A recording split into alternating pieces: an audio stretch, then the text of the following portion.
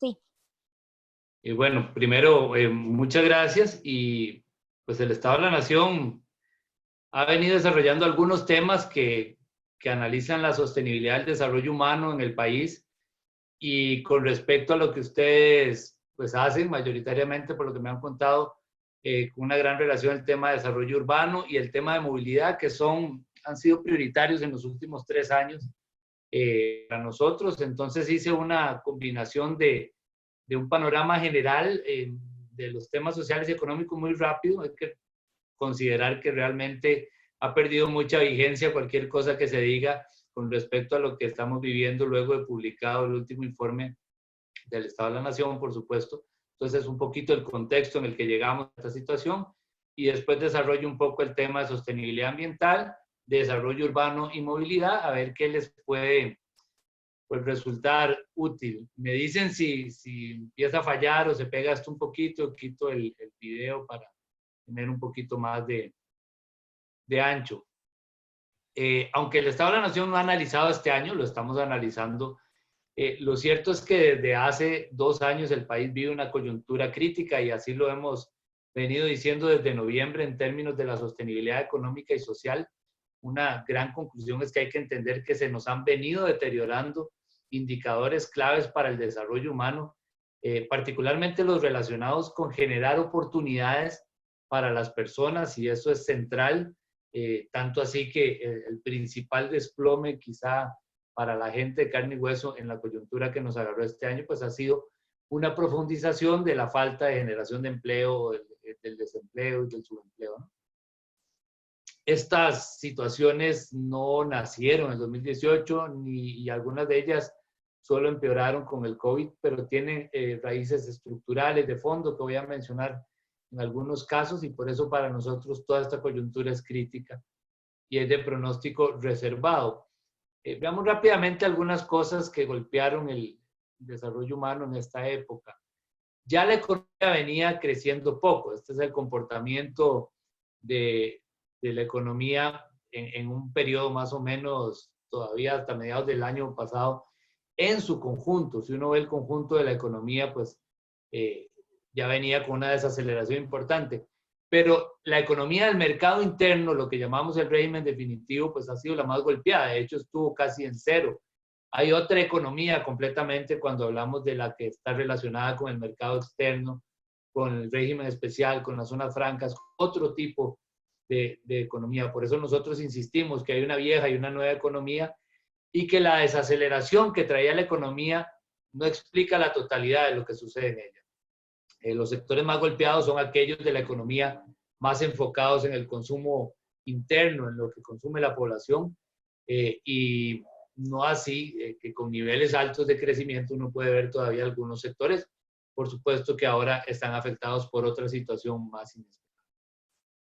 La conclusión de esa tendencia de tener dos economías partidas y desacelerándose ha sido la preocupación sobre el tema del desempleo. El desempleo ha venido alcanzando cifras históricas, ya en 2018 había un 12%, en el primer trimestre del 2020 ya está otra vez sobrepasando ese 12%, y ya sabemos que las últimas dos mediciones lo hicieron saltar al 15 y al 20 en el marco de las restricciones y la situación de atención a la pandemia que estamos viviendo. Pero ya venía Costa Rica con niveles históricamente altos de desempleo que ahora voy a tratar de explicar un poquito. Entonces, hay desaceleración, hay poco empleo y hay una situación fiscal delicada. No vale la pena repetirles que había alto déficit y alta endeudamiento, pero sí comentar que la situación no es fácil de resolver. Esto es la composición, vemos en este gráfico, la composición de la deuda. Los salarios y las transferencias son los dos componentes más grandes de esa deuda, cosas que no son fáciles de cambiar sin altos costos sociales, políticos. Pero si vemos este segundo gráfico, es el ritmo de crecimiento de esos rubros. Y nos damos cuenta que los salarios y las transferencias no fueron los que más crecieron, por lo menos para el último año que tenemos medido, sino los intereses. Es decir, la situación nacional se parece mucho a la que están viviendo los hogares, ¿verdad? En que lo que están pagando por intereses de deuda y el endeudamiento para pagar deuda hace un círculo vicioso que que aumenta, por supuesto, el problema de endeudamiento y de déficit. Es decir, lo que más está explicando el crecimiento del déficit en los últimos años ha sido el tema de los intereses pagados para cubrir parte de ese endeudamiento, ¿no? Hay tres condiciones muy complicadas que ya teníamos, todas nos empeoraron este año, pero las condiciones políticas, además, para afrontarlo eran atípicas, muy interesantes de analizar en el largo plazo. Este es el gobierno que ha recibido como poder ejecutivo el mandato más débil en el proceso electoral. Lo que vemos aquí es a la izquierda el porcentaje de votos en la primera ronda que tuvo el partido que ganó al final la segunda ronda y el porcentaje de escaños que tiene en el Congreso. En ambos casos es el poder ejecutivo que ha tenido menos representación en el Congreso en toda la historia de la Segunda República en Costa Rica, más de medio siglo desde el año 50. Es un ejecutivo que tiene ni siquiera el grupo mayoritario, pero pequeño. Tiene el tercer grupo de congresistas en la Asamblea Legislativa. Es decir, había carne para una situación muy fragmentada que ya habíamos vivido en la elección anterior, pero que se profundizó en esta. Somos un país que se cree presidencialista, que tiene sobre el Ejecutivo un ojo muy grande y que le dio un mandato muy complejo, débil y con una Asamblea Legislativa muy fragmentada en la que no solo no tiene mayoría, sino que tiene una participación muy básica. Si combinamos esa fragmentación con entrarle al tema fiscal como se le entró en el año 2018 en el país, es obvio que no hubo lo que tradicionalmente llamamos la luna de miel. Si uno ve estas rayas, las rayitas que cruzan estos picos de opinión positiva sobre los gobiernos, generalmente al inicio de los gobiernos hay una tendencia a tener opiniones más positivas, un voto de confianza de la ciudadanía.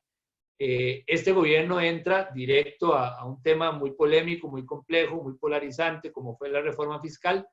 Inmediatamente la opinión positiva de la ciudadanía baja, se moviliza, hubo una gran cantidad de movilizaciones en el 2018 por este tema. Es decir, el gobierno entra débil, con poca gente en el Congreso, poco apoyo ciudadano, a abordar un tema muy complicado. El último pico que vemos acá, por supuesto, tiene que ver con el momento ya de atención a la pandemia. Esto es por ahí de abril del presente año, donde, por supuesto, en una situación de crisis suele ser natural que, salvo que un gobierno de pronto salga haciendo las cosas pésimo, hay un apoyo ciudadano interesante, como vemos en ese pico que ya tiene que ver con la pandemia y con la situación de atención por parte de las autoridades. Estos problemas que estamos viendo que el desarrollo humano traía tienen rezagos en raíces estructurales, no los inventaron en el 2018, el 2019. Por ejemplo, esta situación que la economía, incluso cuando crece, no esté generando trabajo. Eso tiene que ver con lo que nosotros llamamos la desconexión entre producción y empleo, entre crecimiento y empleo. En este gráfico vemos en azul el crecimiento de la economía para varias épocas y el crecimiento del empleo para varias épocas. Vemos que después de la crisis del 2008-2009, la brecha es cada vez mayor. Es decir, aún creciendo la economía, el crecimiento del empleo es mucho más bajo. Y lo que vemos en naranja tiene que ver con la población no calificada, que es peor. Incluso creciendo la economía, son sectores donde se ha perdido trabajo o el aumento ha sido mínimo, como en el periodo 2014-2018 que vemos al final. Es decir, nosotros tenemos una economía capaz de aumentar su producción sin aumentar empleo, creciendo particularmente en sectores, como es parte de una tendencia además internacional, que no son intensivos en trabajo y no generan puestos de trabajo, en particular para la población no calificada. Pues hay un problema estructural que existe en Costa Rica desde los años 90 en adelante. Otro segundo problema estructural es que tenemos la actividad económica sumamente centralizada. Esto que vemos aquí es la actividad económica de la empresa privada formal, es decir, no considera la informalidad porque es un registro de variables económicas del Banco Central con datos de empresas privadas formales. Pero si uno ve eso como una aproximación a la actividad económica, lo cierto es que en la zona de la gran área metropolitana está la economía de este país centrada, ¿no? 82% básicamente. Y también hay una gran concentración cuando lo vemos en empresas. Este cuadro que vemos, las empresas que tienen el naranja oscuro, son las que tienen altos niveles de ventas en el país. Digamos, las grandes empresas, que aquí es un 10% si lo dividimos por el nivel de ventas que tienen y que reportan en el país. Ese 10% de empresas generan el 75% de todos los puestos de trabajo en Costa Rica.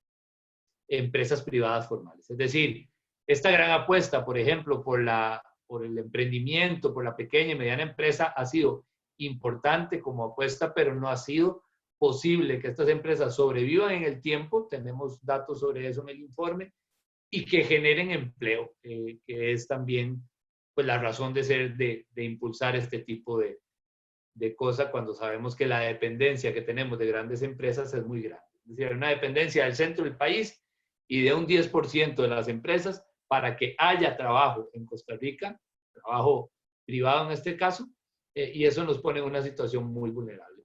Y la situación vulnerable es entender que para reducir pobreza, en el mercado de trabajo es donde está la clave. Y vean si esto es verdad, que la pobreza medida por ingresos, es decir, la línea de pobreza conocida que todos los años se mide desde hace muchísimas décadas, que es esta que vemos en azul, 20% de los hogares, es una línea que solo se puede mover con trabajo, porque eso mide ingreso en el hogar. Y más del 80% del ingreso de los hogares en Costa Rica viene del trabajo, viene del empleo. Si vemos esta línea verde que se cruza ahí al final, es otra medición de la pobreza, que es la pobreza multidimensional, algo nuevo en las mediciones hace algunos años, que incluye 30 variables distintas, es decir, no solo ingresos, sino si hay vivienda, calidad de la vivienda, aseguramiento, protección social, empleo, acceso a internet, educación. Si uno ve la pobreza medida por este conjunto de elementos, ha tenido una tendencia a bajar desde que la tenemos la medición. Es decir, la pobreza que es afectada por las políticas sociales ha venido bajando. La pobreza que es afectada por el mercado de trabajo tiene 25 años de estar estancada. Como vemos aquí, desde el año 94 oscila en el 20% de los hogares sin moverse de manera significativa, más que 1 o 2 puntos cada año que suelen mencionarse con mucha intensidad en el país, ¿no? Es decir, en el mercado de trabajo está gran parte de la clave, y tal vez cierro esa sección diciendo, el país arrastraba, antes de enfrentar este momento en el que estamos hoy, niveles históricos de debilidad en generar oportunidades para las personas por la vía del ingreso del trabajo, y por eso el problema estructural de ser una economía partida, con dos realidades distintas, nos ha generado un estancamiento de la pobreza, un aumento de la desigualdad y otros problemas de sostenibilidad social y económica muy complejos. Eso lo pongo como marco general de cómo encuentra el país los otros temas que vamos a ver, que tienen que ver ya con los temas ambientales, pero particularmente con los temas de desarrollo urbano y movilidad, que me parece tienen una relación directa con lo que ustedes hacen.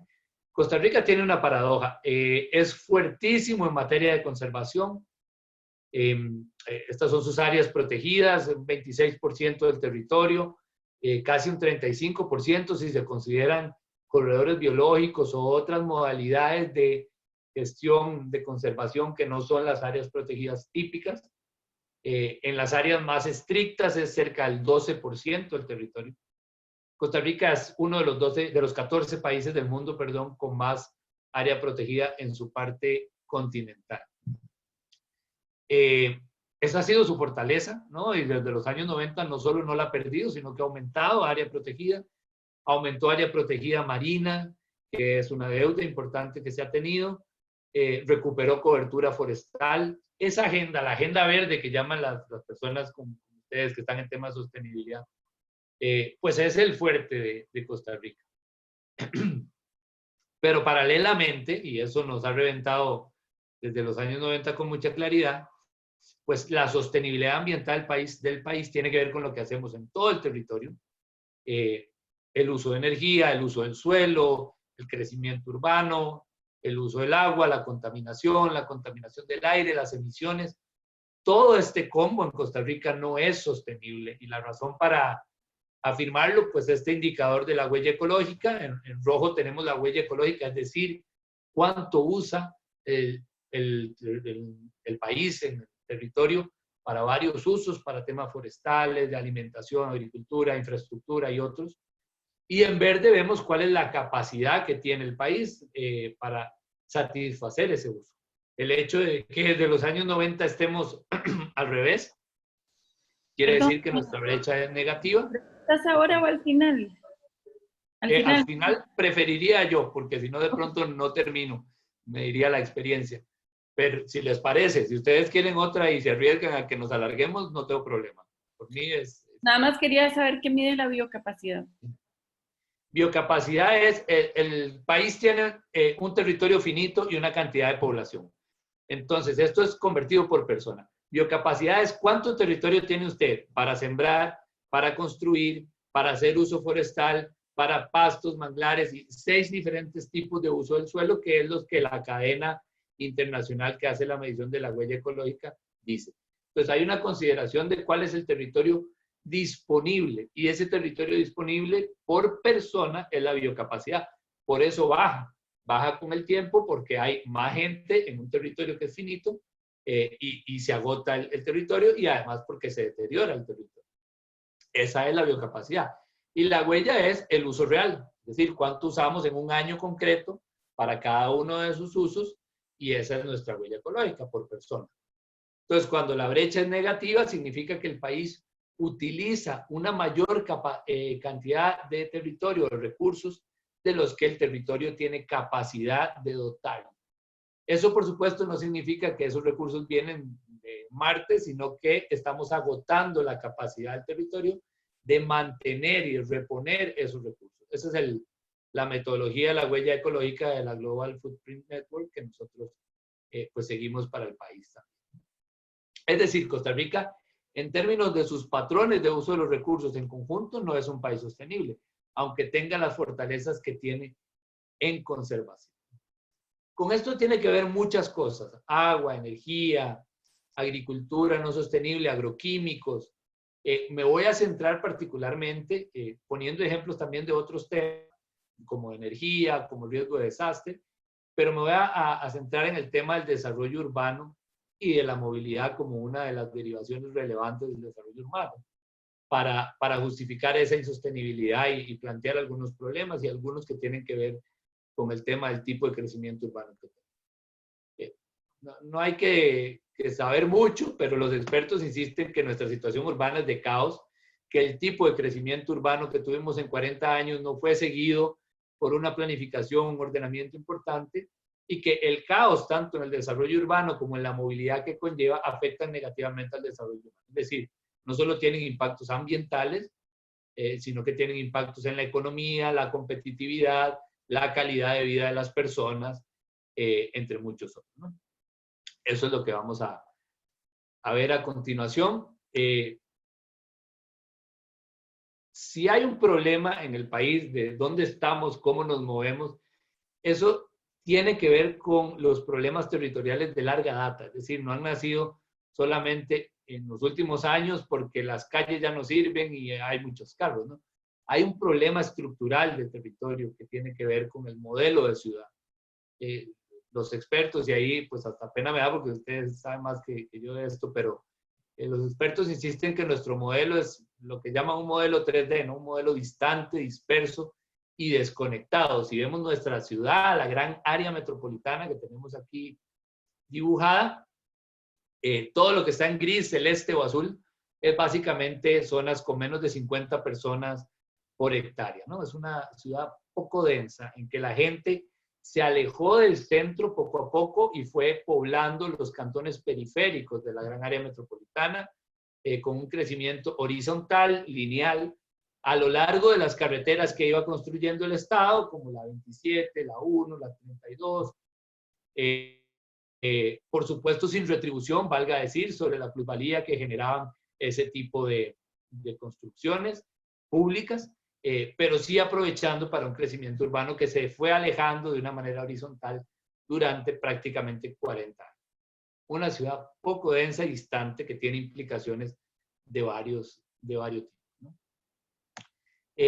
Eso ha llevado a una tendencia al agotamiento de las mejores tierras para construir en la gran área metropolitana. No significa que ya esté agotada, pero aquí en este mapa de la GAM vemos el anillo de contención. Todo esto es donde no podemos construir hoy, supuestamente, fuera de ese anillo, donde hay bosques, cultivos, ¿no?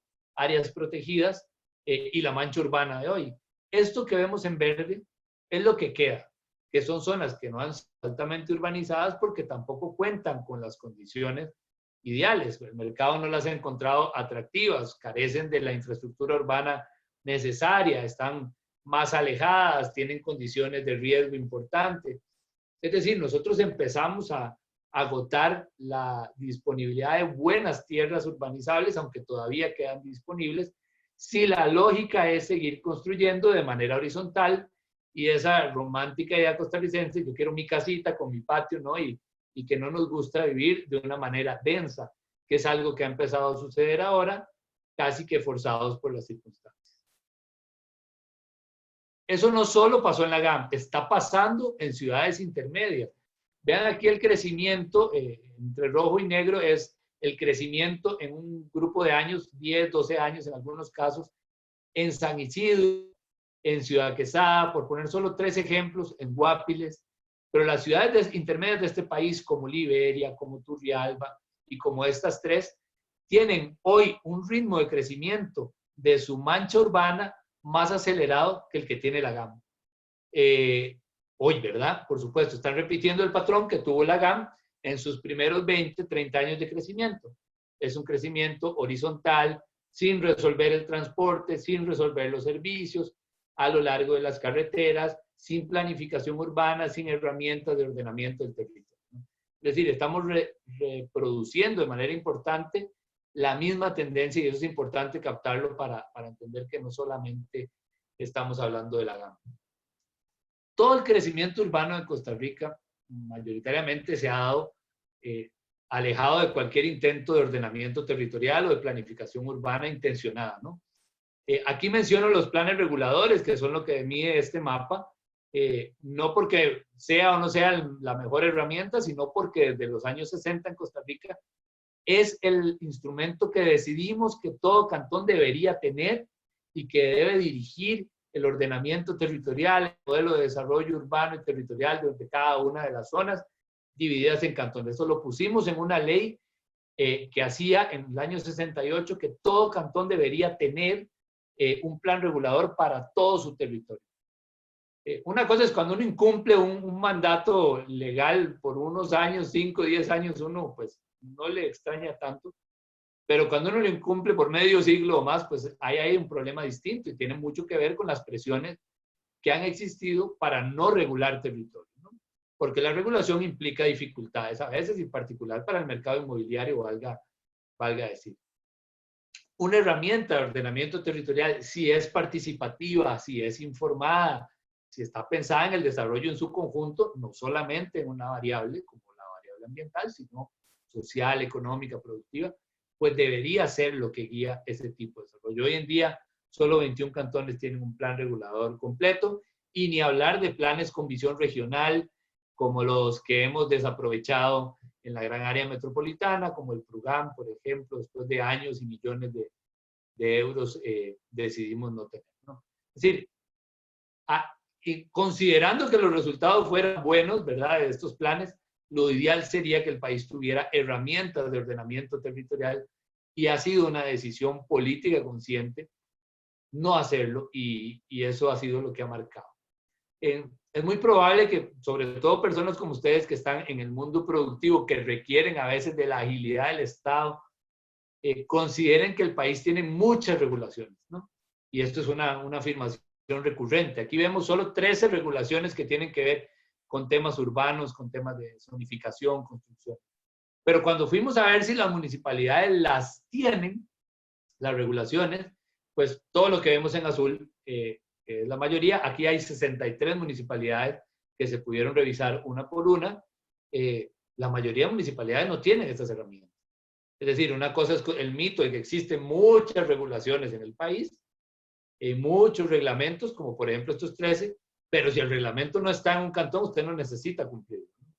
Y la mayoría del país no tiene zonificación, no tiene reglamentos de varios tipos, además de los planes reguladores, sino otros de los que vemos aquí como ejemplo. Es decir, la regulación no es tan concreta y aterrizada en la vida real como el papel dice, ¿no?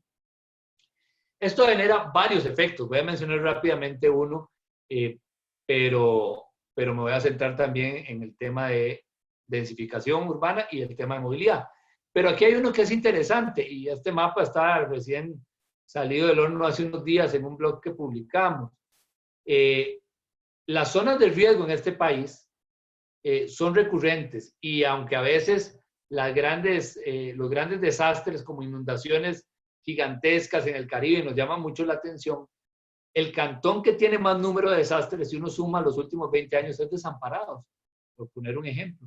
Asterría, La Juelita, La Unión, hay cantones de la zona urbana que son los que tienen más número de desastres en los últimos 20 años, ¿no?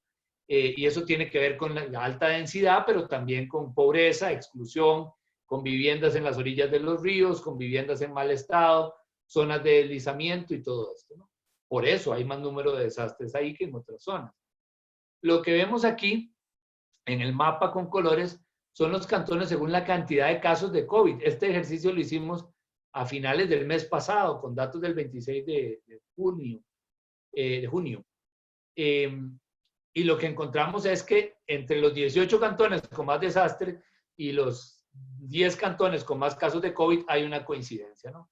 Es decir, son zonas que van a estar enfrentando emergencia sanitaria, emergencia social y económica por el alto golpe que tiene esta situación y ahora que comienzan las lluvias, pues emergencias de desastre, deslizamiento, inundaciones muy complejas, ¿no? Hay una coincidencia y eso tiene mucho que ver con el ordenamiento territorial y con la forma de densidad urbana en zonas de exclusión, particularmente o en zonas más vulnerables. La otra consecuencia es el modelo de ciudad en materia de movilidad. Aquí vemos modelos de ciudades de acuerdo a dos variables. La densidad abajo, es decir, qué tan pegada vive la gente, y la cantidad de kilómetros recorridos en vehículo por persona en un año, que es lo que vemos a la izquierda. Si vemos Shanghái ahí en el extremo derecho, o sea, las ciudades asiáticas son sumamente densas y la gente realmente no recorre en vehículo mucha distancia, no es parte de su vida. Las ciudades europeas que vemos ahí en verde, por ejemplo, no son tan densas, pero tienen un sistema de movilidad, de transporte público que resuelve gran parte de la movilidad cotidiana. El modelo nefasto es el modelo norteamericano que vemos arriba. Ciudades poco densas, con gente que vive muy alejada de sus trabajos y recorre 10, 12, 14 mil kilómetros al año en vehículo por persona, en promedio por persona. ¿Dónde está la GAM? Ahí estamos, cerquita de ese modelo poco denso, con una gran apuesta por el vehículo particular como solución a lo lejos que vivimos de las zonas de trabajo. Y esto lo hacemos con gran sacrificio de tiempo. Aquí vemos los tiempos de viaje promedio de las personas que cambian de cantón para trabajar, digamos que son básicamente la mitad de las personas en la GAM diariamente. 1.3, 1.2 horas en promedio de tiempo de viaje a velocidades de 14, 15 kilómetros por hora. Así es como se mueve la gente que cambia de cantón para trabajar todos los días, ¿no? Eso no está mejorando. Aquí lo que vemos en naranja y en rojo son los cantones de la GAM, donde entre el 2015 y el 2019 crecieron los tiempos de viaje promedio más de 30, 40%. En los casos rojos, más de 40%. Es decir, que en solo 5 años usted dura 40% más para hacer sus viajes si se tiene que mover de Montes de Oca a San José, de Tibás a San José, etc. Es decir, no solo tenemos altos tiempos de viaje, sino que estos están empeorando recientemente para que la gente se mueva a trabajar. Esto lo generan varias cosas. El tema de la estructura de ciudad que hemos creado es básico, es lo central, el tipo de construcción, el tipo de ciudad que construimos. Pero hay otra combinación que tiene que ver más con el sistema de movilidad y que es una combinación nefasta. Es mucho vehículo. Vemos aquí es el crecimiento de la flota vehicular. Desde los años 80, los vehículos particulares son una apuesta enorme en Costa Rica. Vemos las motocicletas ahí que van en segundo lugar creciendo mucho recientemente. Nosotros somos el tercer país de América Latina con más vehículos de acuerdo a su población, solo superados por México y Argentina. Es decir, tenemos una gran cantidad de vehículos. Y para la gente que no se mueve en vehículos, tenemos un sistema de transporte público con un diseño muy irreal y muy complejo. Aparte de las debilidades del servicio, tenemos una lógica de rutas de buses que es vamos todos a San José y de ahí vemos cómo salimos, ¿no? Esto que vemos es la densidad de rutas de buses que van a San José. Esa arteria roja que vemos abajo, la más gruesa, es el viaje que más personas hacen diariamente en Costa Rica, Desamparados San José. La lógica se nota, es concéntrica, ¿no? Se centrada en ir al centro de San José con pocas conexiones, con una competencia rarísima. Por ejemplo, en Desamparados hay más de 30 líneas de buses que compiten por las mismas rutas al final para ir al centro de San José, ¿no? Es un sistema que no es interconectado, limpio, rápido, eficiente, que resuelva que uno prefiera eso a la apuesta del vehículo, ¿no? Y a eso se suma que la infraestructura de carreteras ya no da abasto, no es buena. Costa Rica tiene una red muy densa de carreteras. De hecho, es el país con mayor densidad de carreteras en América Latina continental. Pero lo que vemos aquí en rojo, por poner un ejemplo, que es nuestra red de alta capacidad, es decir, las grandes arterias del país, las que están en rojo no cumplen con los parámetros mínimos que el Plan Nacional de Desarrollo, el Plan Nacional de Transporte exige en cuanto al número de carriles, dato mínimo, digamos, que debería tener una red de esa magnitud. Es decir, tenemos mucho carro, un mal sistema de transporte público y una red de carreteras que no da en un estilo de ciudad poco denso y distante que nos obliga a movernos mucho. ¿Cuáles son las externalidades negativas de esto? Muchísimas. La más evidente es la carga de congestionamientos en el país. Con la base de datos de Waze, una base de Big Data que hemos podido estar trabajando desde el año 2018, pudimos construir datos sobre congestionamiento que no teníamos. Imagínense, para un año son 58 millones de registros de reportes de congestionamientos de la gente. Los 28 distritos que tienen más presas en el país, por supuesto, están aquí pegados en la gran área metropolitana. Esas presas no todas afectan de manera igual las zonas del país o las zonas de la GAM.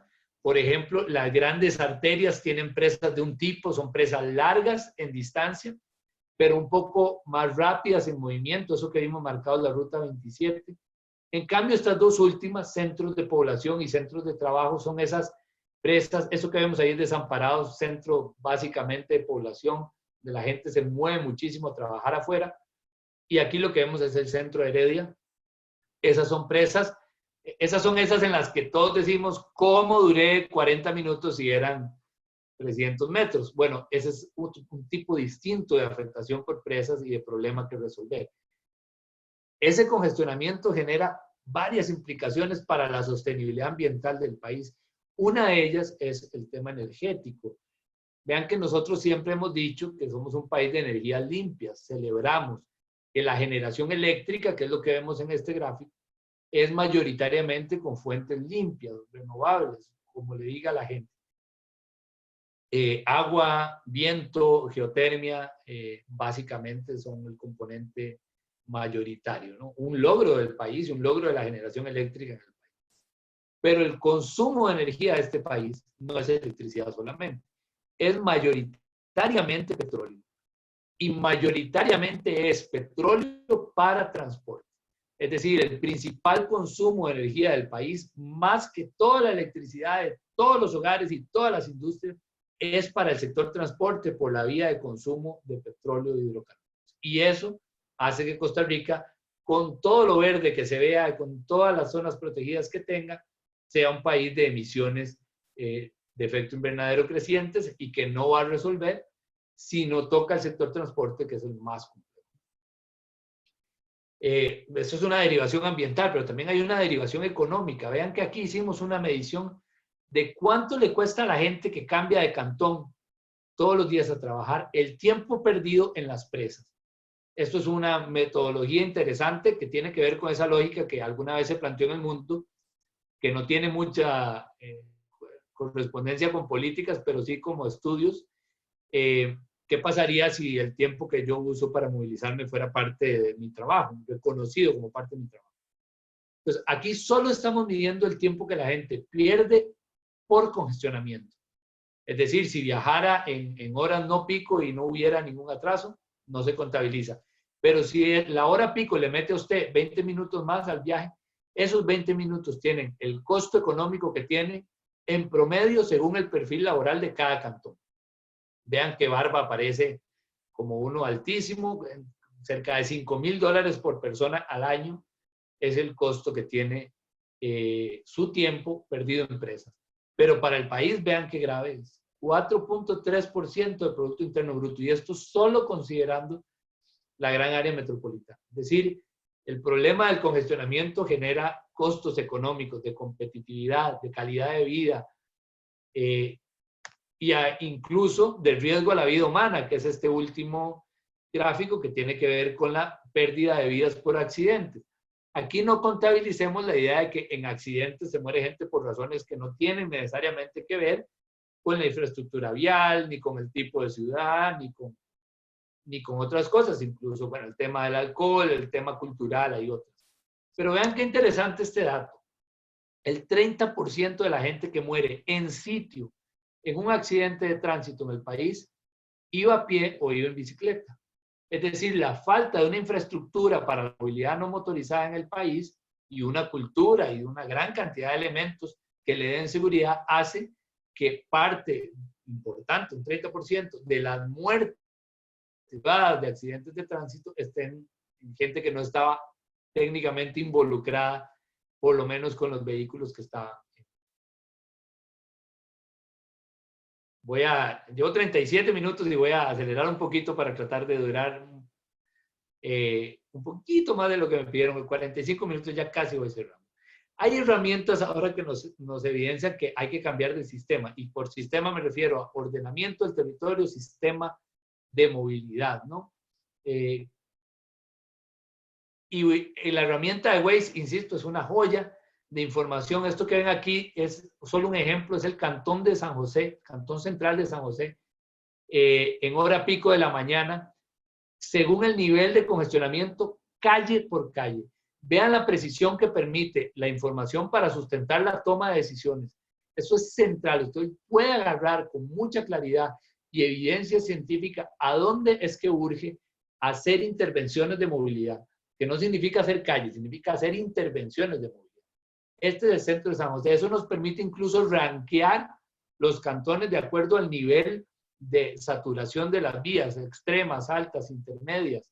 Si uno ve las peores, ¿en qué coinciden? Si ustedes se dan cuenta ahí, todos estos cantones que tienen altos niveles son altamente urbanizados, ¿no? Ahí no es fácil que usted diga, ahora le voy a poner encima una supercarretera. Hay problemas ya estructurales porque son altamente urbanizados. De hecho, nosotros quisimos ver cuáles eran los 6 peores puntos del país, contando las presas de todo un año entero. Y los que nos dieron fueron estos. Estoy hablando de puntos de 2 kilómetros aproximadamente, como un octágono de 2 kilómetros. El centro de San José salió premiado, ¿no? Por el nivel de presas. Esos le decimos trampas viales porque esas son las presas en las que no hay ruta alterna fácil, ¿verdad? Usted entró ahí y ahí quedó. Cualquier calle por la que salga está metido en una presa. Pero ¿en qué coinciden estos puntos? Que son estos 6, son los peores. Con números, insisto, con datos, con evidencia científica de un año entero. San Pedro, Centro de Alajuela, Centro de Zapote, Centro de Guadalupe, Centro de Heredia. Coinciden en la alta urbanización que ya tienen. Y esto tiene mucho que ver con la fantasía de mucha gente cuando va en la presa, de que la solución a su problema de ir en la presa es que el Estado le resuelva con una supercarretera que pueda seguir en vehículo, pero sin presa, ¿no? Y eso es lo que yo creo ya hay más de sobra evidencia que no es fácil. Es cierto que se requieren proyectos de infraestructura, pero también es cierto que es complejo resolver por eso. ¿Qué pasa cuando ya todo está muy urbanizado y agotamos la GAM? Perdón. Una tendencia tardía a densificarnos, y aquí están datos de parte del trabajo que ustedes hacen de construcción en varios modelos de construcción, con datos del Colegio Federado de Ingenieros y Arquitectos, de dónde se está construyendo hoy ciertos tipos de cosas. Apartamentos, vemos que están bastante concentrados en Escazú, San José, Heredia, y todavía los que están en naranja, en amarillo, es donde se están construyendo hoy en día una cantidad importante de construcción vertical que no era parte de la construcción mayoritaria en el pasado. Esto es entre el 2010 y 2018. Apartamentos y condominios, que está un poco más extendido. Si vemos a La Abuela, por ejemplo, tiene Santana, pero también Heredia, Curridad, Escazú, departamentos y condominios están creciendo de una manera importante en esas zonas en particular, aumentando la densidad, lo cual en la filosofía de los que hablan de desarrollo urbano es ideal, ¿no? Una ciudad más densa que permita una movilidad más fácil, más facilidad para los recursos, para los servicios públicos, etc., ¿no? Y evitar el agotamiento del territorio también. Perdón. Sin embargo, esa densificación no está resolviendo el problema de movilidad. Y vean, esta evidencia es muy interesante. Tomamos 215 puntos de donde se están construyendo condominios y apartamentos entre el 2015 y el 2019. Son esos 215. Ahí se están construyendo tipos de vivienda más densos.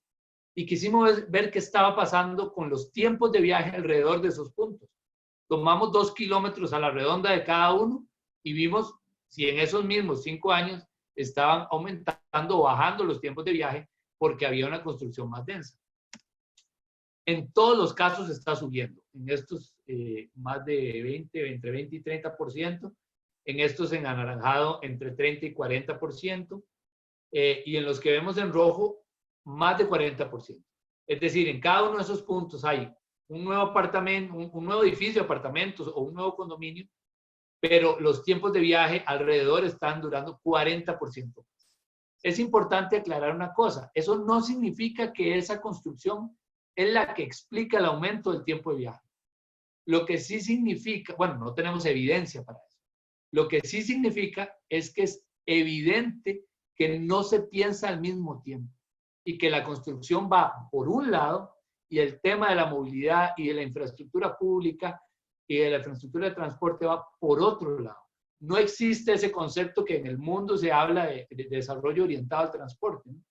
Es decir, no hay ninguna planificación y cuando la persona, el desarrollador construye su edificio de apartamentos, la consideración de la movilidad no es parte de eso y eso es culpa de todas las partes, pública y privada, en que no hay un empate en la planificación de ese tipo de construcción para que esa cantidad de gente que va a entrar ahí tenga además condiciones de movilidad más favorables. Sobra decir que esto no necesariamente ni siquiera es donde la gente trabaja, que sería ya una forma de planificación más elaborada que uno quisiera ni soñar para Costa Rica. Pero si es así, el problema de la movilidad nunca está empatado. Voy ya casi cerrando. Si tomamos además las rutas, esta ruta es la ruta 39, el nivel de saturación es muy difícil de resolver solamente con veamos aquí los puntos en rojo son donde más presas, o sea, más saturación vial existe. Aquí estamos viendo dos diferentes direcciones a dos diferentes horas pico, en la mañana o en la tarde, en una de las rutas que es clave. Por esa ruta, valga decir, pasa un montón de gente, sea que la cruza o sea que la recorre. En ese punto, cada círculo de esos son 100 metros, que le suman 9 minutos a usted el camino, ¿no? Solo para 100 metros, es decir, 18, 27 minutos si usted está recorriendo 300 metros de ese pedazo que une, por cierto, la ruta 1 con la entrada a la circunvalación. Ahí el problema, resolverlo con infraestructura, no es fácil. Aquí lo que tenemos que resolver es cómo movemos a las personas. Porque las personas, primero, no se mueven solo en vehículos. Y segundo, las limitaciones de infraestructura son grandes. Entonces, aquí vemos que hay 200,000 personas que hacen todos los días un viaje de un cantón al Cantón Central de San José. 200,000. Hay 50,000 que hacen viaje del Cantón Central de San José a otros cantones. Y hay cerca de 375,000 que se cruzan en todos los otros cantones vecinos que estamos viendo. Es decir, más de 600,000 personas todos los días presionan esa ruta de manera importante. Y esas personas son las que se mueven a trabajar, no importa si en transporte público o en transporte privado. Por esos 22 puntos, ¿cuánta gente presiona entonces solo esa carretera? 64,000 personas aquí, en este pedacito que vemos en el oeste. Todos los días 64,000 personas presionan esa ruta. Y en la parte del este, 60,000 personas. Es decir, aquí hay que insistir en una cosa. Si queremos mover cantidades de cientos de miles de personas a trabajar diariamente, presionando las pocas y malas rutas que tenemos, lo que tenemos que resolver es cuál es el sistema de movilidad que queremos y una apuesta muy evidente por transporte público, eficiente, interconectado, limpio y masivo que no tenemos en el país, ¿no? Casi termino, me pasé un poquito, pero esto es muy rápido para decir, bueno, hacer algo funciona. La institucionalidad pública para el tema de movilidad es muy complicada. Si uno ve la disposición que tienen estos consejos que le pusimos al MOP como los que dirigen los temas de obra pública, concesiones, vialidad, transporte público, tienen una lógica bien complicada, que es esta lógica que hay en otras instituciones del país que no son de este sector también, donde el regulado está sentado en la mesa que toma decisiones que le regulan, ¿no? Eso es una cosa complicada que, por lo menos para politólogos, siempre ha sido considerada un poco inadecuada porque favorece la resistencia al cambio, ¿no? Si usted tiene al regulado diciendo, no, aquí lo que se decide está en mis manos, en parte en mis manos, pues es muy complicado. Eso es una condición de la institucionalidad pública. Pero en la parte civil hay una sociedad civil enorme hoy en día, tratando de hacer cosas para promover el uso de la bici, para hablar de ordenamiento territorial, de espacio urbano. Esto que vemos aquí es los temas en los que están metidos las que analizamos. Movilidad sostenible, cambio ambiente, recreación, todos temas muy relacionados con el crecimiento urbano y la movilidad. Ahí hay un actor que es un aliado natural para proponer hacer cosas. Y además la gente está dispuesta a cosas. Vean este gráfico qué interesante de una encuesta. Solo entre la gente que tiene el vehículo como su medio principal, es decir, la que hoy usa vehículo para moverse, la disposición a usar transporte público colectivo es casi el 60%. Pero para eso hay barreras, y esas barreras son muchas. Una es la seguridad, la calidad del servicio, la frecuencia del servicio, etcétera, ¿no? Y una de ellas también tiene que ver con la disponibilidad del servicio.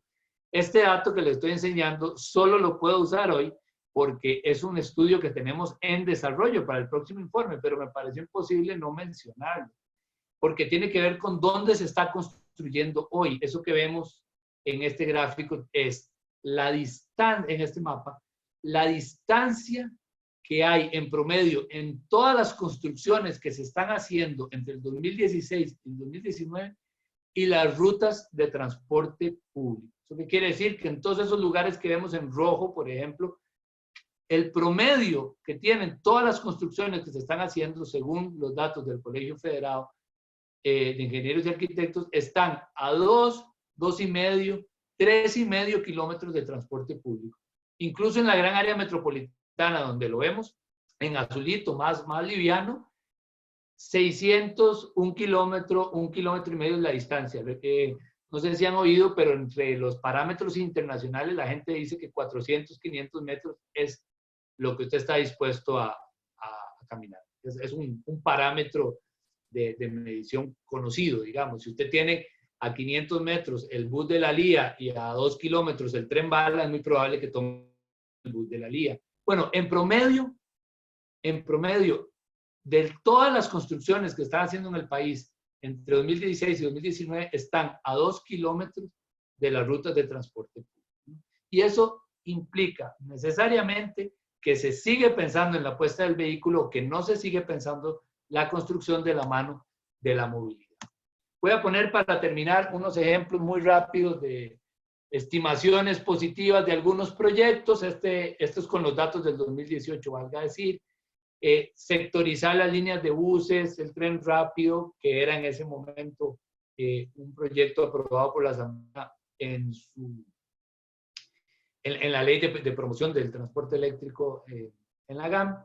Estos hay estimaciones de los ahorros que significaría un tipo de movilidad distinta. No me voy a detener en ellos porque ya me pasé de 5 minutos y voy a cerrar solamente con algunos retos urgentes.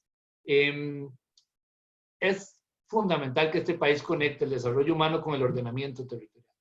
Eso es la construcción, la movilidad, el riesgo de desastre, el tiempo de viaje, la competitividad, la eficiencia del sistema, la eficiencia de la producción, el impacto ambiental de la producción. Si usted conecta el tema agrícola, con la que no lo desarrollé por razones obvias de tiempo, si usted conecta el tema agrícola con el ordenamiento territorial, probablemente evite que algunos sectores productivos que están teniendo mucho impacto ambiental no lo tengan.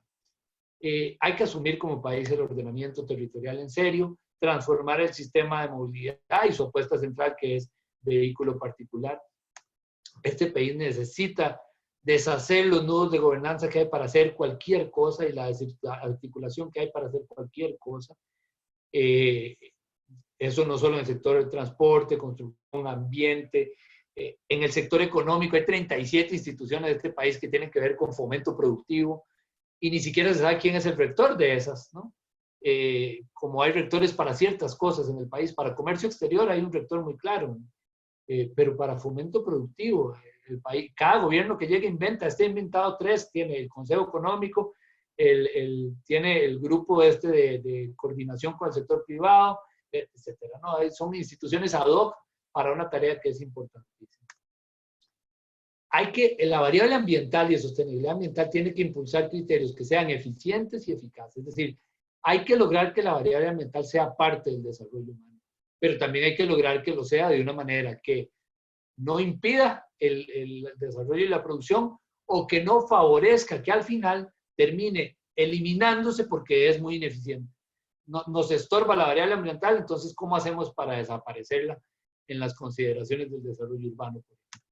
Y, por supuesto, este país tiene que concretar proyectos de infraestructura de diverso tipo que tienen relación con todo esto.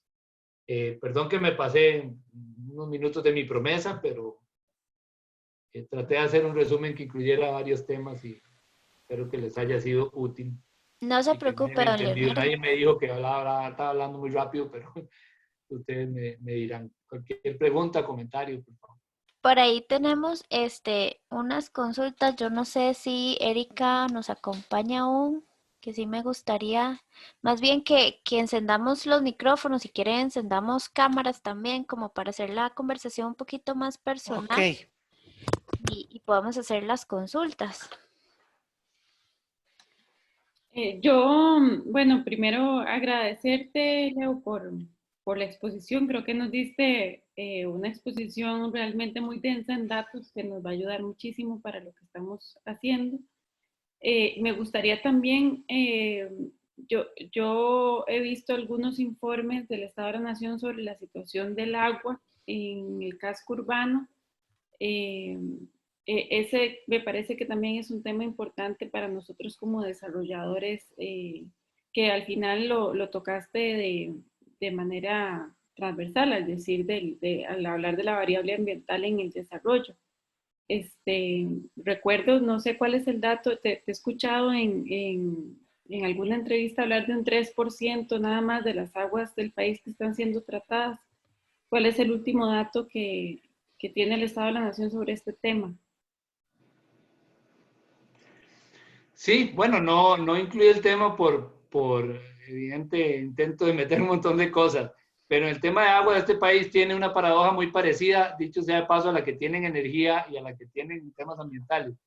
hay una fortaleza que es el acceso al agua. Y si uno lo ve comparativamente a América Latina, Costa Rica es privilegiado en acceso a agua de calidad potable y agua en vivienda.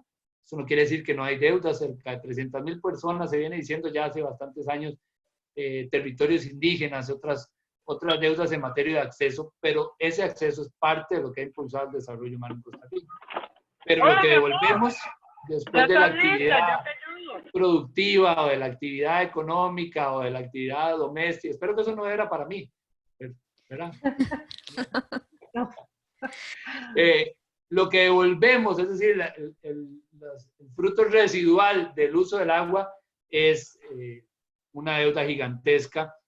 La infraestructura solo de alcantarillado es muy limitada, cerca de solo una cuarta parte de toda la población tiene acceso a alcantarillado, perdón, alcantarillado sanitario, es decir, que le canalice las aguas residuales, y eso sin tratamiento.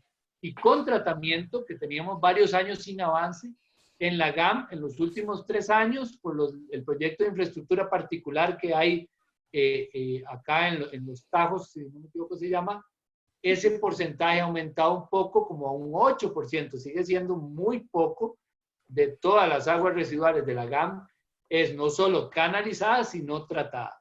La apuesta mayoritaria todavía, más del 70% de la población, lo que sus aguas residuales donde van es a tanque séptico, una apuesta que entre los expertos es válida para las zonas más alejadas y rurales, pero en la GAM no debería ser una apuesta en donde estamos tan pegados, digamos, y sigue siéndolo también, ¿no? Y además con problemas de filtración, de mala calidad, poca supervisión de la calidad que tienen, etcétera, ¿no?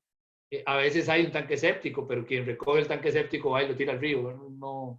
No ganamos absolutamente nada, excepto que no construimos la infraestructura. Entonces, sí, por ahí van los datos y ahí hay un rezago importantísimo. Erika tenía varias consultas. Tiene el micrófono en silencio. Hola, es que para evitar cualquier sonido ambiental lo apago desde abajo. Bueno, muchísimas gracias, don Leonardo, súper interesante como siempre. Yo hice era hablando sobre el tema de movilidad y de la planificación urbana, nada más era como un comentario, yo creo que usted terminó contestando, pero por ejemplo, la propuesta del tren eléctrico, que además propone soluciones multimodales, porque está alineado con todo como un corredor, digamos, de todos los como 17 cantones, algo así que están involucrados. En la propuesta de tren eléctrico se propone todo aquello que también alguna vez Prugam había planteado de hacer todas estas conexiones, tren, estaciones de autobuses para que se hagan la distribución, etcétera, un poco para atacar esto. Como el caso de La Uruca, si bien tal vez no es como la mejor solución, pero eso, ¿cómo lo ven ustedes? ¿O lo han analizado? No sé, o todavía no le han entrado al tema de cuál podría ser un impacto de la propuesta de ordenamiento territorial, de por qué es eso, ¿verdad? Lo que plantea lo del tren eléctrico. Soy totalmente sincero, nosotros hicimos un capítulo especial sobre movilidad y transporte en el 2018, donde analizamos con detalle el proyecto o los resultados del estudio de prefactibilidad del tren, que son datos del 2016, y lo que se aprobó en la ley, que en ese momento además lo analizamos porque tenía un apoyo político ya concreto, que es que se aprobó la ley de fortalecimiento del Incofer y de promoción de, no me acuerdo cómo se llamaba, el tren eléctrico, de la movilidad metropolitana. Es decir, como había un proyecto político. Pero el estudio de factibilidad y el proyecto concreto que existe hoy no lo hemos analizado de la manera, lo conocemos, pero digo, nosotros no lo hemos sometido a análisis, no hemos podido, digamos, si hacemos hoy un juicio, digamos, de las cosas que estimamos con lo que teníamos en el 2018, tiene muchos cambios y cosas diferentes. Entonces, eso, una consideración para decir, no tengo investigación del Estado de la Nación concreta sobre el proyecto que está hoy en discusión para evaluarlo. Sí hay algunas cosas que en las discusiones con las personas expertas nos han quedado claras y que nosotros pues podemos con alguna propiedad decir, la situación de movilidad hay que resolverla y el transporte masivo, interconectado, eficiente y rápido es una urgencia, ¿verdad? Eso puede tener diversas formas, valga decir, el Colegio Federado tiene una propuesta de metro, ¿no? Hay gente que tiene una propuesta de tranvía, hay gente que dice que lo único que hay que hacer es cambiar las rutas de buses por otro, el bus de modelo de rápido, es decir, hay varias. El tren tenía bueno, tiene un nivel de avance político que no tiene ninguna otra. Tiene hoy, aunque se esté discutiendo. Es decir, hay que resolverlo. Y un tren rápido, creo que justificadamente tiene beneficios posibles, fáciles de medir. En tiempos de viaje, en cantidad de personas. Hoy en día, ¿qué es lo que tiene el tren? Ya lo sabemos. El tren tiene las velocidades de cualquiera de las otras formas. Carros empresa, bus o tren, digamos, no es competencia, digamos, como servicio.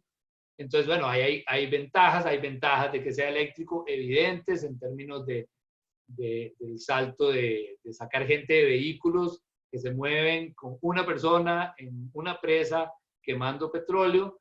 Pero hay consideraciones también relevantes que sumarle a eso. Es una lástima, y eso sí lo puedo decir con cosas que hemos dicho, que se pasara la oportunidad nuevamente de tocar rutas de buses, ¿verdad? Porque una de las cosas que insiste, y ahí cito a Leonardo Sánchez, por ejemplo, que fue investigador en esto, es que sin sectorización, sin conectar las redes que alimentan ese tren de manera transversal, nos estamos perdiendo el grueso del asunto. Porque la mayoría de la gente en el país no se mueve de este a oeste, se mueve desamparado de Moravia y Cochea. Entonces, si queremos alimentar el tren, es fundamental que esté conectado y articulado con esas otras cosas, como la sectorización de buses, etc.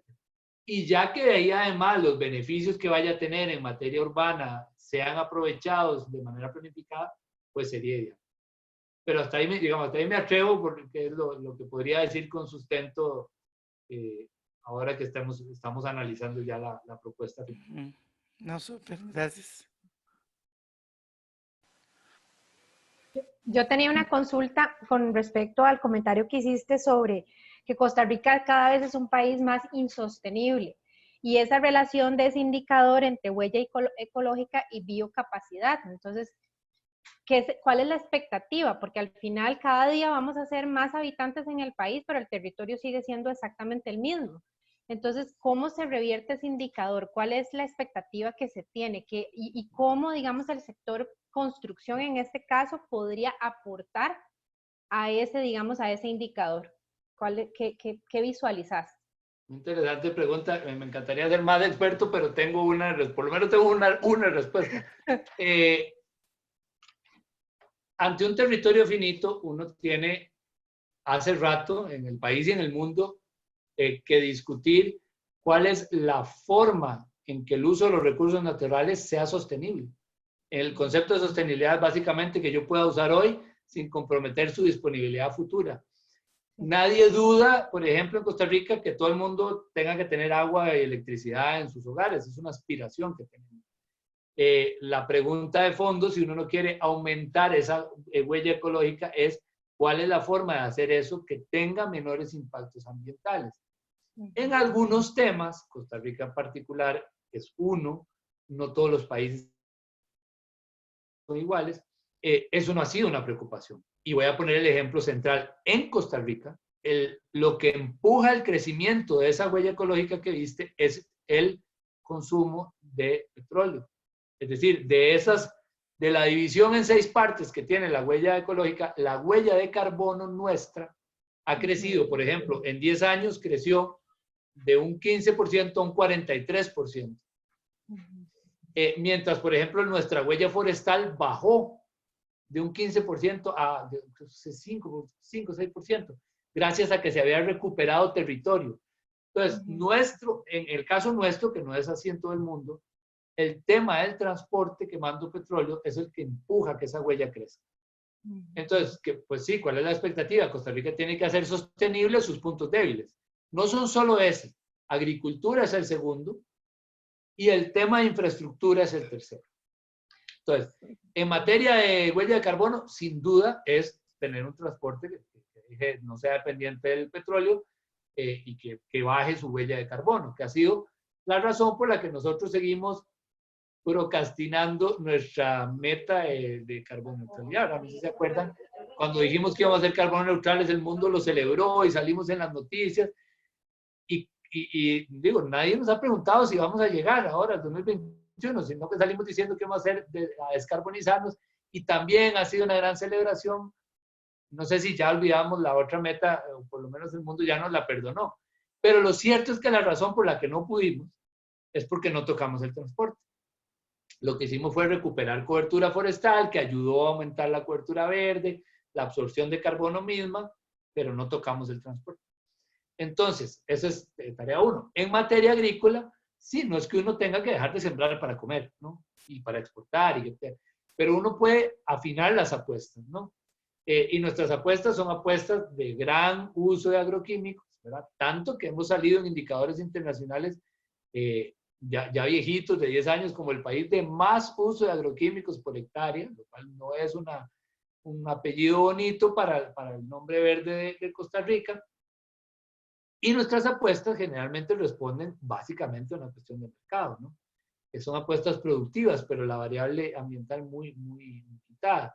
El área orgánica en este país no ha logrado pasar del 3% ningún año desde que existe una ley de promoción de la agricultura orgánica, por ejemplo.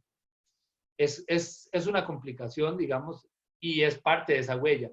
Y la tercera es infraestructura, y ahí la respuesta para mí es muy fácil. Digo, no es muy fácil de hacer, es muy fácil de decir. Hay que cambiar la apuesta a la fuerza. El mercado empezó a cambiar de la extensión horizontal de la ciudad sin ningún criterio de planificación, que fue lo que hicimos por 40 años, ¿no? Hay que densificar, hay que hacer más eficiente, hay que hacer que el crecimiento en área sea menos, pero que el crecimiento en buena infraestructura urbana, con vivienda, con movilidad fácil, con zonas verdes, con zonas recreativas, que hay un estudio que vamos a publicar un resumen, pero no lo hicimos nosotros, la GIZ, que puede valer la pena que lo pidan, que lo vean, sobre la relación entre área verde y población en la gran área metropolitana. Lo hicieron con un nivel de detalle de 30 metros, digamos, finísimo.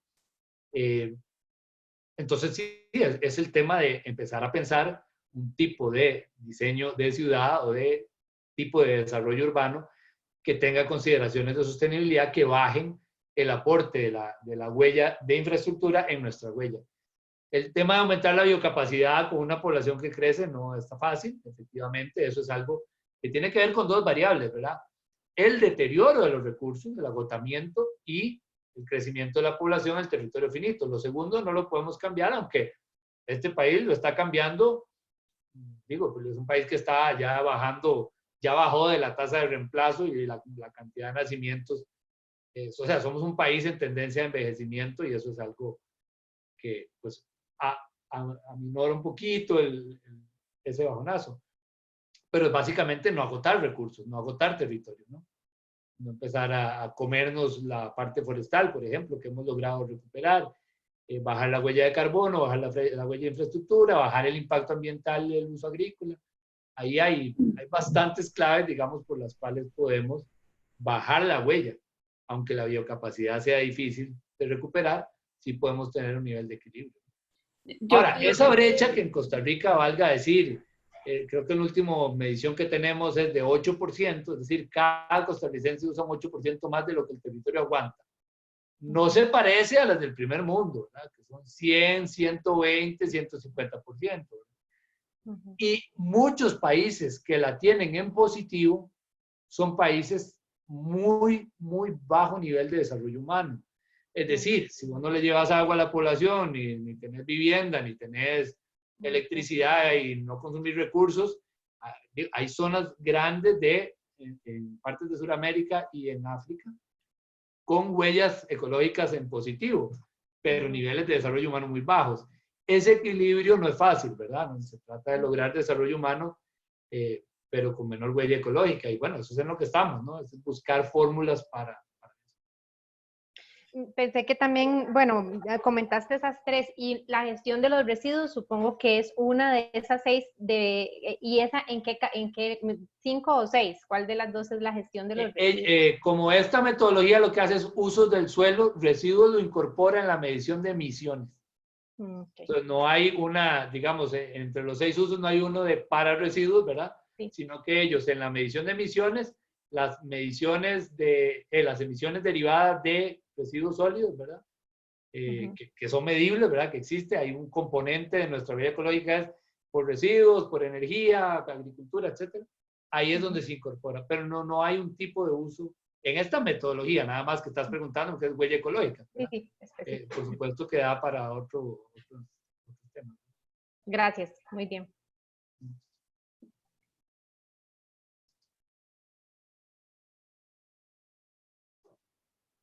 Laura estaba haciendo unos comentarios, pero si quiere mejor, habilitamos en el el chat. micrófono. Sí.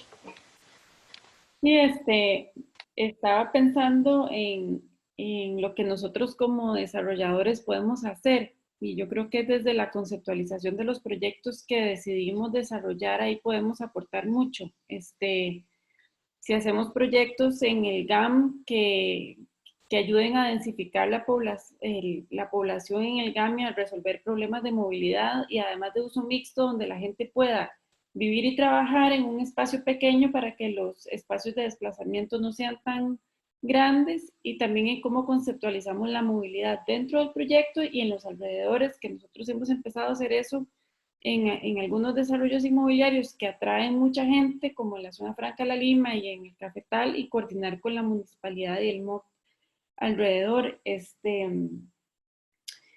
Y no me acuerdo qué más les puse ahí, pero yo creo que desde que conceptualizamos los proyectos y también haciéndolos más permeables, que haya integración social dentro del desarrollo inmobiliario para que le agreguemos valor en la caminabilidad del sector donde estamos desarrollando. Aquí hay empresas desarrolladoras muy grandes que cambian zonas importantes, ¿verdad? Nosotros ahorita estamos desarrollando uno en La Uruca, que está justamente en el ojo del huracán. Ahora estaba haciéndole un pantallazo a la presentación para mandárselo al director de proyecto, porque ahí hicimos una alianza con Rutas Naturbanas, porque queremos conectar La Uruca con la sabana, con una ciclovía y una área peatonal, y hacer este proyecto, tener área pública de acceso público dentro del proyecto. Entonces yo creo que entre más nosotros también como grupo, porque es difícil desarrollar, por ejemplo, en el centro de San José, desarrollar residencial, hablando con otros desarrolladores, hay cuadras donde hay 50 propietarios en promedio, ¿verdad? En el centro. Entonces, qué difícil hacer un proyecto de magnitud relevante para hacer algo, digamos, de uso mixto que resuelva trabajo y residencia al mismo tiempo, pero tal vez podemos con estos datos que nos presenta Leonardo, priorizar y ver hacia dónde nosotros como sector podemos incidir para, ¿verdad? Y hacia dónde podemos dirigir los esfuerzos para trabajar en estos temas, ¿verdad? Como grupo. Y yo quiero decir una cosa. Claro. Un poco aportando lo que estaba diciendo Laura, que ahorita está diciendo lo importante es que esto necesariamente hay que hacerlo en alianza público-privada, ¿verdad? Por la naturaleza del tema de los territorios con las municipalidades, porque lamentablemente ese vacío que han dejado las municipalidades con la falta de regulación urbana ha sido llenado por las iniciativas privadas, y también parte de este desorden ha sido una falta de conciencia muchas veces de desarrolladores sobre esto, sino que se ha marcado el desarrollo urbano a partir de lo que han planteado. Y entonces, cuando en cantones se ha gozado con buenas empresas desarrolladoras que quieren incorporar todo esto, bueno, qué dicha, ¿verdad? Han salido proyectos súper buenos, pero también tenemos un problema en la falta de liderazgo de los gobiernos locales para poder impulsar esto y mover a los desarrolladores como grupo, ¿verdad? Para que si no se cuenta con plan de regulador, que hay un montón de razones por las cuales las municipalidades, algunas no han podido aprobar planes reguladores, no solamente falta de impulso, también hay un no sé, un entretejido de gobierno central bastante difícil, ¿verdad? El INBU, SEPTENA, SENAR y todo esto, pero que también ha faltado una falta de liderazgo para aglutinar esos esfuerzos privados que creo que en un modelo ganar-ganar todos vamos a estar dispuestos a ceder un poco para que seamos beneficiados territorialmente hablando, ¿verdad? Yo creo que también esto es muy importante lo que acabas de decir sobre que sea a través de una alianza público-privada, porque hay un problema también de una falta de liderazgo local que yo no sé cómo podemos moverlo más, ¿verdad? A nivel local, de hecho, es muy interesante porque las personas que terminan participando en procesos de planes reguladores, comisiones, llega a ser un poquito inclusive con desconocimiento, con intereses particulares. Entonces, a nivel de sociedad civil, de las comunidades y no solo del gobierno local, ¿verdad? Sí, sí hay retos importantes respecto a los conocimientos que tiene la persona, al seguimiento y al interés realmente que hay para poder empujar, porque a veces los trámites son sumamente engorrosos, la gente puede llegar con buenas iniciativas, buenas ideas, pero no hay una guía o una estructura que acompañe a esas personas y más enfocada en lo que es comunidad, que conozco un poco, ¿verdad? No hay una guía ni un respaldo real de parte del municipio para sacar adelante justamente los procesos de los reguladores que vendrían a ayudar mucho en todo este tema de ordenamiento territorial, de movilidad, que son sumamente necesarios y que es necesario también que los gobiernos locales y que las empresas puedan respaldar también este tipo de iniciativas a nivel comunal para que justamente estos proyectos de movilidad que se van gestando puedan realmente tener un impacto positivo para todos y todas. Sí, Adelante. gracias. Yo tenía otra pregunta. Tomando en cuenta todos los datos que nos presentaste, más otros que no, que tal vez no pusiste en la presentación, y nosotros somos empresas de construcción y de desarrollo inmobiliario. A partir de esto vamos a definir una agenda de incidencia y hay un grupo de empresas que no solo son constructoras, sino que son consultores en temas ambientales de ingeniería eléctrica, mecánica, paneles solares y sector construcción en general que quieren unirse a este grupo. ¿Cuáles son como tus insights, ¿verdad? Tomando en cuenta toda esta información y quiénes somos nosotros y lo que queremos es mover el tema sostenibilidad en el sector, ¿cuáles consideras que son temas prioritarios? ¿Hacia dónde, tomando en cuenta también que ustedes conocen cómo está el entramado político, ¿verdad? ¿Dónde tenemos como dónde visualizas la variable en la que nosotros podemos incidir y podemos hacer algo y versus dónde nos duele más como país? Ok, esa no está fácil para una persona que no es del sector, ¿verdad? Porque no sería tan claro para mí, pero a ver, si estás hablando estrictamente de sostenibilidad o estás hablando de todo, yo voy a insistir en una cosa que tal vez no esté, sí, pero voy a insistir en una cosa que tal vez no tiene que ver, pero cambia mucho. El tema de la generación de empleo de calidad es una urgencia para el país en cualquier rama y esa me parece importante recordarla, aunque no sea, porque bueno, parte de la sostenibilidad tiene mucho que ver de eso. Cuando no hay trabajo, y eso ya, los que nos gusta leer de temas ambientales, está mundialmente demostrado, la presión sobre la calidad ambiental de un país es mucho más grande. El tema de la prioridad política de la sostenibilidad baja a cero, o desaparece, se debilita, las preocupaciones de la gente en lo que toca su comportamiento individual cambian, y a veces las soluciones son por apuestas productivas que ambientalmente ya a nadie le gustan, pero van a resolver algo. Entonces, no es lo que me estás preguntando, pero siempre me gustaría ahí decir una cosa.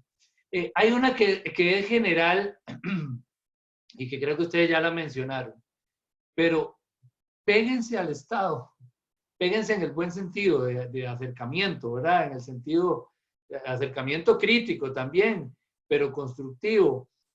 Y cuando digo el Estado me refiero, o sea, este tipo de, hagan alianzas locales con los municipios, con las instituciones, con estas instituciones que a veces estorban. Es mejor acercarse, entender, digamos, la evaluación ambiental en este país está metida en un barrial, lo acepto, pero desaparecer la variable ambiental sería un riesgo peor. Hay que ganarle al Estado, si el Estado no lo hace muy bien también. Si la variable ambiental deja de ser una consideración que hay que superar como requisito cuando ya yo tengo mi proyecto y tengo que ir a ver cómo paso eso, es muy distinto a si ustedes empiezan un proyecto con la variable ambiental metida de una vez. Y eso lo dice este señor necio, que le digo necio por insistente, no en el mal sentido, que es don Alan, que insiste. ¿Por qué se termina siendo un problema que lleva a corrupción, a atraso, a que después terminamos afectando el ambiente de formas que pudimos haber afectado? Porque la variable ambiental en el proceso, el proceso mental del desarrollador muchas veces es un requisito al que voy a llegar con mi proyecto y que vamos a ver cómo resuelvo, y va a chocar con la ineficiencia del Estado, y etcétera. ¿Qué pasa si yo empiezo a construir mi proyecto de una vez pensando cómo le doy a esto una visión de una vez de sostenibilidad ambiental, de manejo de los recursos, bueno, por ejemplo, qué va a acompañar la movilidad de la gente que voy a llevar aquí, etcétera? Entonces eso, digamos, una cosa como muy general es tal vez romper ahí la visión a veces de enemigo y acercarse a ver cómo el tema ambiental es una preocupación conjunta y no solo un trámite. En eso, un tercero es un zoom de eso. Las municipalidades necesitan apoyo. Y es muy simpático porque si yo digo que las municipalidades necesitan apoyo para resolver el problema educativo en Costa Rica, no es cierto. Es un tema súper centralizado, como muchos otros en el país, en que las municipalidades son un actor muy secundario. Pero en temas territoriales y ambientales, la municipalidad es una combinación de un actorcito débil con unas competencias de fondo gigantescas. Solamente son los que pueden aprobar un plan de ordenamiento del territorio. En la mayoría de casos manejan residuos, algunas manejan agua, algunas manejan electricidad, o sea, algunas manejan aguas residuales. Entonces son un actor central y en muchas ocasiones con capacidades muy limitadas. No se los presenté, pero nosotros hicimos un mapa, un ranking de municipalidades de acuerdo a si tenían recursos, capacidades, iniciativas en temas ambientales. Tiene un par de años, por eso no lo metí. Pero ahí parte de lo que pasa es que a veces las capacidades no dan para una tarea que es de fondo. Entonces ahí de pronto puede haber sinergias interesantes, ¿verdad? Con los gobiernos locales, que a veces son un actor que pareciera debilito y en realidad es de fondo en este tema. Y ya de forma más puntual, pues quizás realmente las consideraciones que hacen que todo el mercado de la producción más limpia y todo esto sea relevante, es que se pueden hacer cosas de manera más eficiente, que a veces incluso ahorran dinero.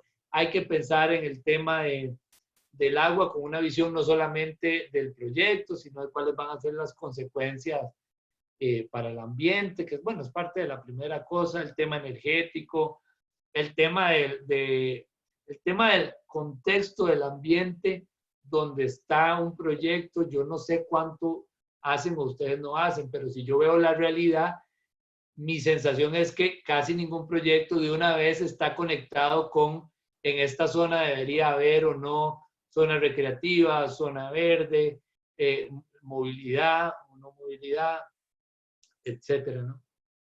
Y no sé, tal vez por ahí, la verdad, sin ser del sector y manejar más al detalle.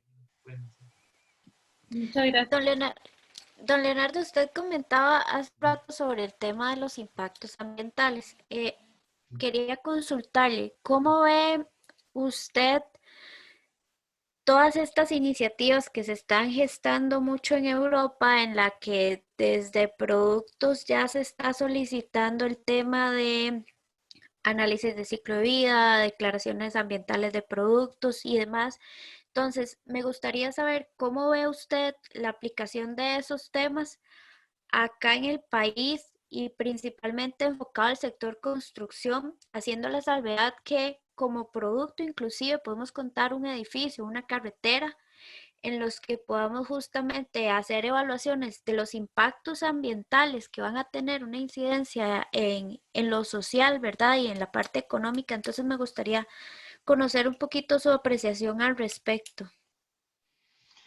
Sí, bueno, insisto, sin ser experto en construcción en particular, pero sí es cierto que hay, el tamaño de mercado yo sé que afecta, ¿verdad? Nosotros, si uno lo ve en consumo responsable, quitando la construcción de por medio, sino lo que tiene que ver con alimentos, con productos en el supermercado, entonces si uno ve todo lo que tiene que ver con consumo, también uno entiende que a veces el mercado para el cambio no es fácil. Nosotros hicimos una encuesta en 2017 y la gente sí me encantaría, pero digamos, no es un criterio central de la gente en su consumo todavía, que los productos tengan certificaciones o que me digan algo sobre el tema. Tanto así que estuve en una empresa privada enorme, no voy a decir su nombre, en que me estaban presentando su proyecto ambiental, que básicamente es, ya no le vamos a dejar a la gente, no le vamos a dar a la gente una bolsa plástica, sino que traiga su cajita, su bolsa, y es muy bien.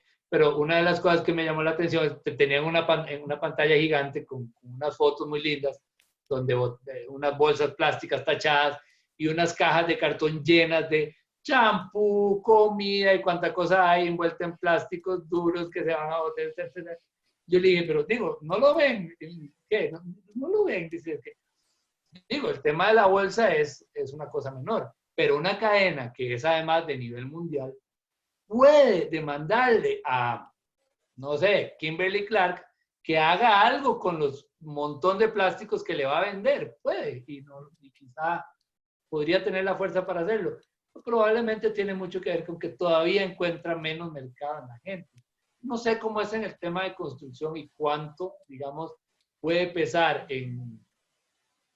pues en la gente que consume, digamos, la noción clara de que este edificio es hecho con estas consideraciones y tiene estas cosas resueltas mejor. Entonces, pero hay que empujarlo, ¿verdad? Mi idea es, hay que empujarlo, vale la pena, es parte de lo que dije de segundo. Si usted mete el tema ambiental desde que está pensándolo, de pronto se le van a ocurrir un montón de cosas creativas, ¿verdad? Sobre cómo resolver, no sé, la iluminación, ¿verdad? Un montón de cosas de la construcción que puede ser que vayan empujando el cambio en los dos lados, ¿verdad? Ahí sí no manejo mucho de cómo el mercado inmobiliario y la gente reaccione o no reaccione.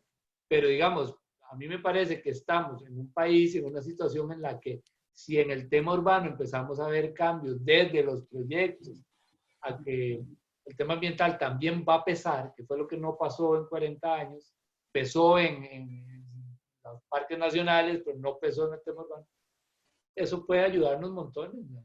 Como país. Y ahí no tengo muchas herramientas especializadas que darle, pero bueno, sí lo que tengo.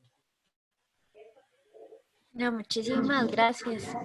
No sé si Michelle o Ana tienen alguna pregunta o comentario. O Carolina.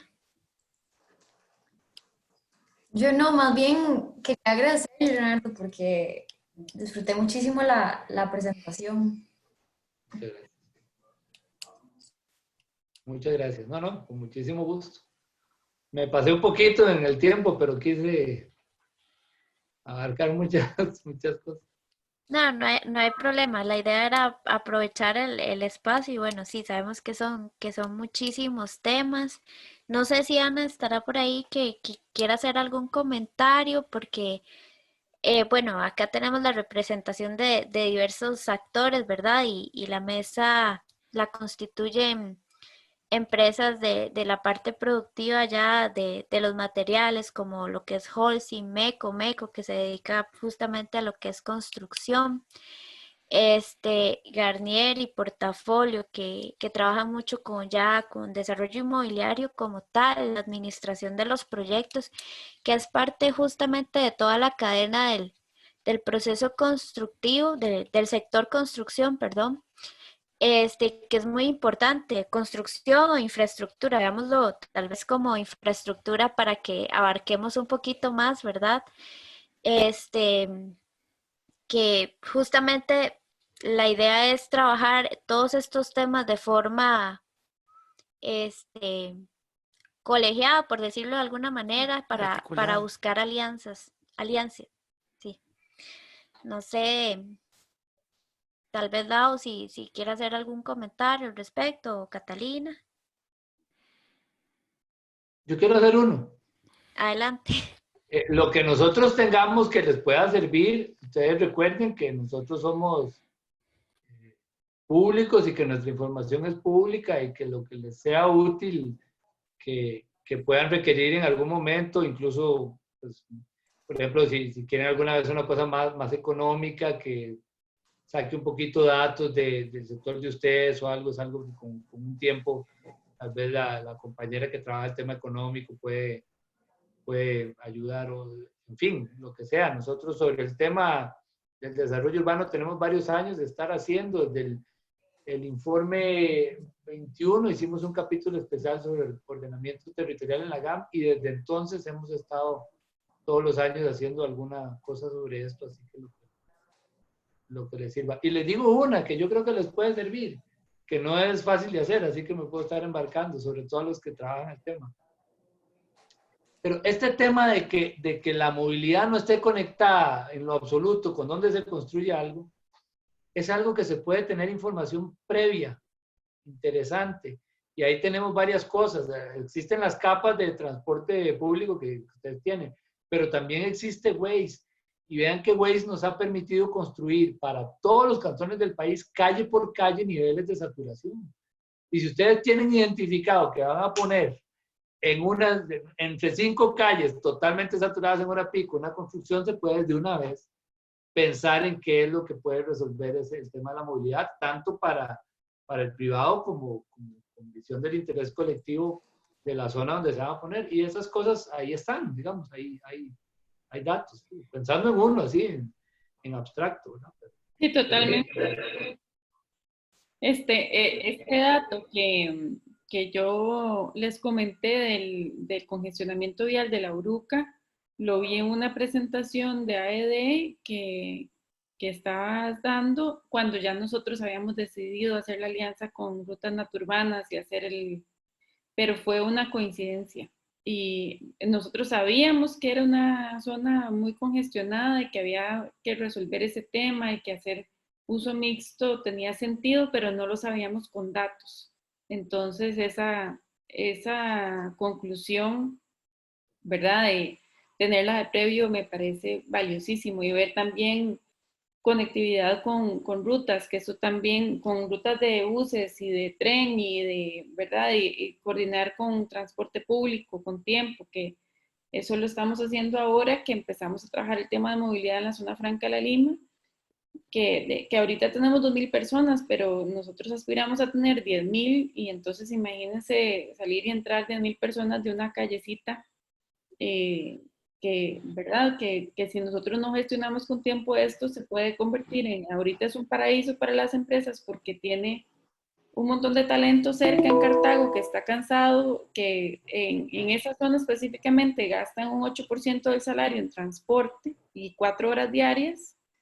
Entonces hay mucha gente que quiere trabajar en la zona a que se convierta en otra pequeña pesadilla por un espacio muy pequeño, ¿verdad? Entonces hasta ahora nosotros estamos empezando a a gestionar el tema de movilidad, yo creo que es algo que debería formar parte como de cómo como sector empezamos a visualizar la sostenibilidad. Yo creo que como lo hizo turismo en algún momento, de empezar a posicionar el país como un país sostenible, nosotros como sector podríamos como engancharnos de esa visión que se tiene hacia afuera y que hemos estado posicionando por tantos años. CINDE ya está trabajando muy fuertemente en este tema para la venta de las zonas francas y parques empresariales fuera, pero entonces nosotros tenemos la oportunidad de alinearnos con esa visión o con ese concepto de país que salimos a vender afuera, ¿verdad?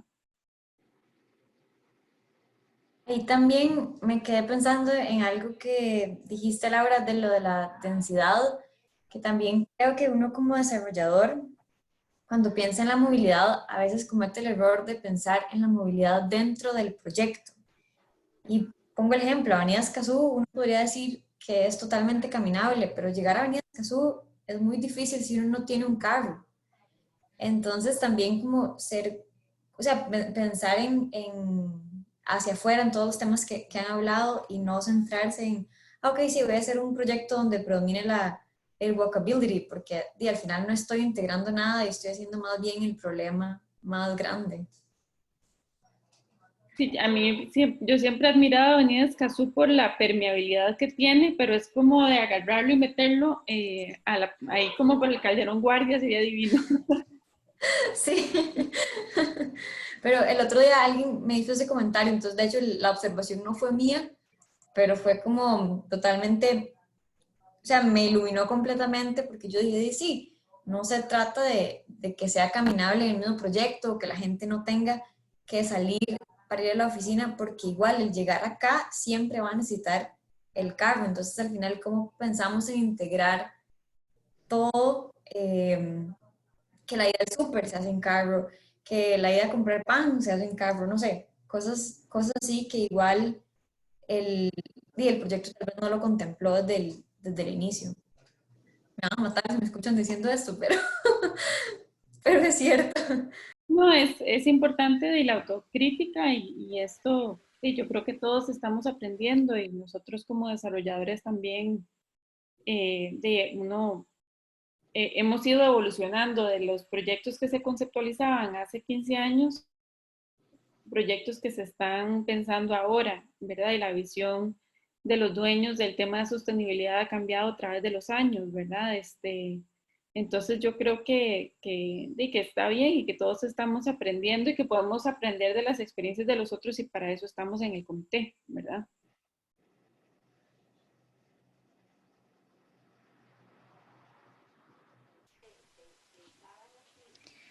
Bueno, entonces no sé si alguien Gracias. quiere hacer un comentario más, si no, Para no quitarle vamos a... tanto tiempo a don Leonardo. Sí, Muchas gracias. No, con mucho gusto y más bien cuando quieran cualquier otra cosa, pues ahí estamos a las órdenes. muchas gracias. No, creo que ahí seguiremos tocando la puerta, ¿verdad? Me parece muy importante estos acercamientos, la necesidad justamente de poder hacer transformaciones con datos, que es lo que el sector también quiere trabajar, ¿verdad? Poder desarrollar proyectos con base científica, porque al final lo que ustedes hacen es un estudio científico de cómo está el país y al tener esos datos nos permiten enfocar los esfuerzos en las mejoras que necesita el país para justamente ser un país más sostenible, más inclusivo, ¿verdad? Y bueno, ahí agradecerle de parte del comité, ¿verdad? De esta mesa y de AED su participación y anuencia para con nosotros en esta actividad. Muchísimo gusto. Muchas gracias. Muchas gracias. Gracias a ustedes. Gracias. Chao, hasta Muchas luego. gracias, chao. Hasta Chao. luego, gracias. Gracias.